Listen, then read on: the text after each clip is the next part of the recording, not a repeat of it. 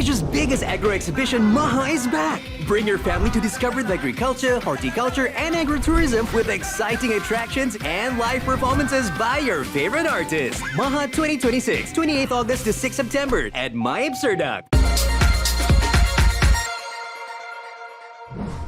The Tabung Haji RCI report was in the spotlight today, with Khairy Jamaluddin calling for Umno to acknowledge weaknesses in the governance of Tabung Haji.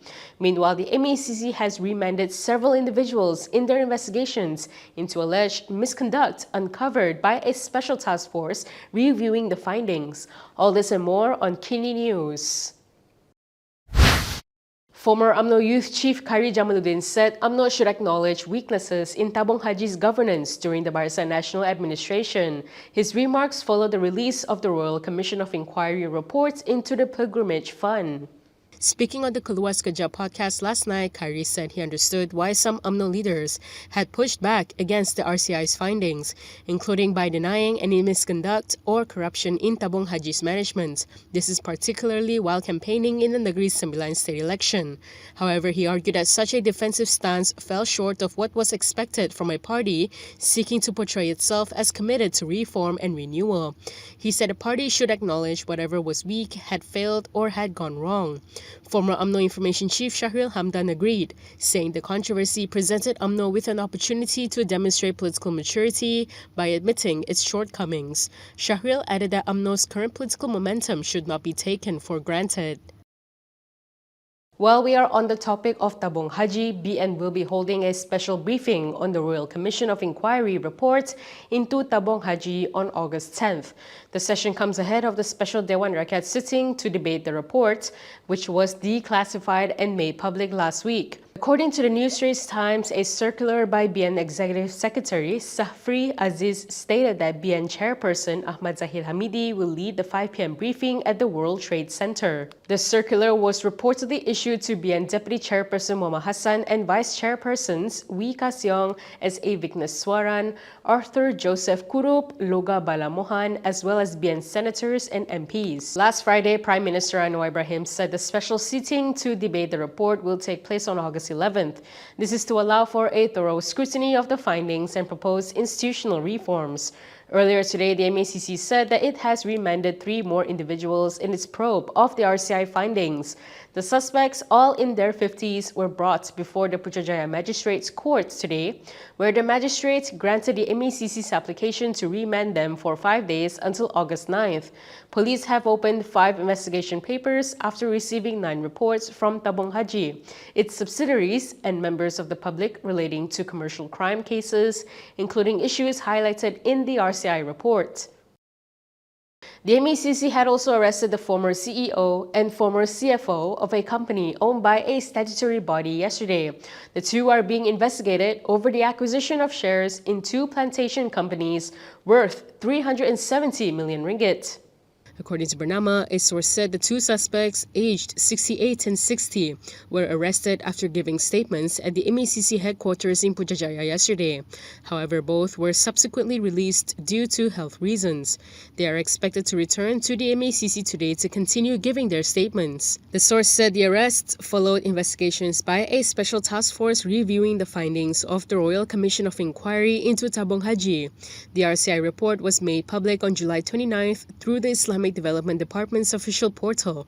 MACC Chief Commissioner Abdul Halim Aman had confirmed the arrests and said the case is being investigated under Section 23 of the MACC Act 2009. From now on, you can also listen to KiniNews on Spotify and Apple Podcasts. Scan the QR code on the screen to follow us. Government spokesperson Fahmi Fadzil said that police personnel will now be deployed alongside aviation security teams at airports. This came following the arrest of a Malaysia Airlines pilot in Jakarta over alleged drug trafficking. Jemaah Menteri telah dimaklumkan oleh pihak Kementerian Dalam Negeri dan juga pihak Kementerian Pengangkutan bahawa beberapa langkah penambahbaikan perlu dilaksana segera. Pertama, yang melibatkan aviation security yang perlu ditempatkan anggota polis Diraja Malaysia kerana pada waktu ini pasukan yang menguruskan adalah dari kalangan polis bantuan. Dan pihak Malaysia Airlines Group juga akan diminta untuk menyemak semula protokol saringan latar belakang dan juga saringan kesihatan bagi juruterbang ataupun para pilot dan pembantu juruterbang, co-pilot, mengambil kira insiden yang telah berlaku. Apart from that, Fahmi said the police and the Border Control and Protection Agency have been asked to examine aspects that could potentially be abused, including any gaps or loopholes that may exist. Fahmi added that the cabinet had so far only received an oral briefing on the case and would await a full report before deciding on further action. The pilot was arrested in Jakarta on July 28th after Indonesian authorities allegedly found more than 70,000 ecstasy pills and 2.7 grams of methamphetamine in his possession. He has been remanded for 20 days from July 30th to August 18th while investigations continue. Past Assistant Secretary General Khairul Faizi Ahmad Kamil believes that Malaysia should be given the opportunity to decide the country's future direction through a fresh mandate if DAP withdraws from the cabinet. He argued that such a move by DAP would signal deeper problems within the unity government. In a post on Facebook, Khairul said DAP leaving the cabinet would show the government had begun losing cohesion and trust among its own coalition partners. However, he acknowledged that the government would not automatically collapse if DAP MPs continued backing Prime Minister Anwar Ibrahim.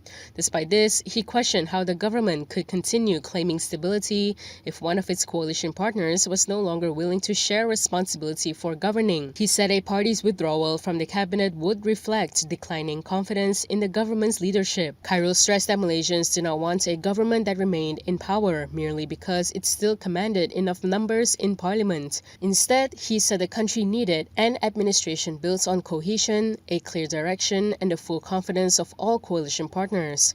Khairul's remarks came after DAP Secretary General Anthony Loke said delegates at the party's August 16th National Congress would vote on whether DAP should remain in a unity government until the end of the current parliamentary term.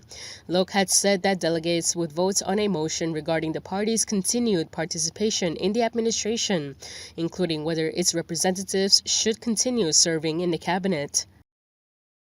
An Umno Youth Exco member has defended his social media post, which was criticized for invoking Islamic rituals to mock DAP Secretary General Anthony Loke's defeat in Chennai during the recent Negeri Sembilan election. Wan Zuhair Wan Ghazali rejected claims that he had insulted the sanctity of Islam. He insisted that since the Islamic matters he mentioned were not part of the teaching's fundamental principles, he did not disrespect Islam. He told me Shikini that in his post he stated Tengah Tahlil, which means holding a Kenduri Arwah or gathering for the deceased. He questioned whether a Kenduri Arwah is a pillar of Islam or a Sharia practice with an authentic textual basis from the Prophet. Earlier, DAP's Central Executive Committee member Sheikh Umar Bakarib Ali criticized the post, calling it irresponsible. Sheikh Umar said religious ceremonies such as Tahlil recitation should not be exploited as material for mockery, insinuation, or a political weapon. The caption accompanying the video on Threads, which has since been deleted, read, "Doing Tahlil for Loke's burial in Chennai. Condolences." In response to Sheikh Umar's criticism, Wan Zuhair said those who wish to defend Islam should do so comprehensively rather than speaking up only when their tauke felt threatened. And that is all from me today. For more stories, you can go to Kinitv.com. You can also follow us on Instagram, X, YouTube, and Facebook for the latest news updates. I'm Kim Hilia. Thanks for watching.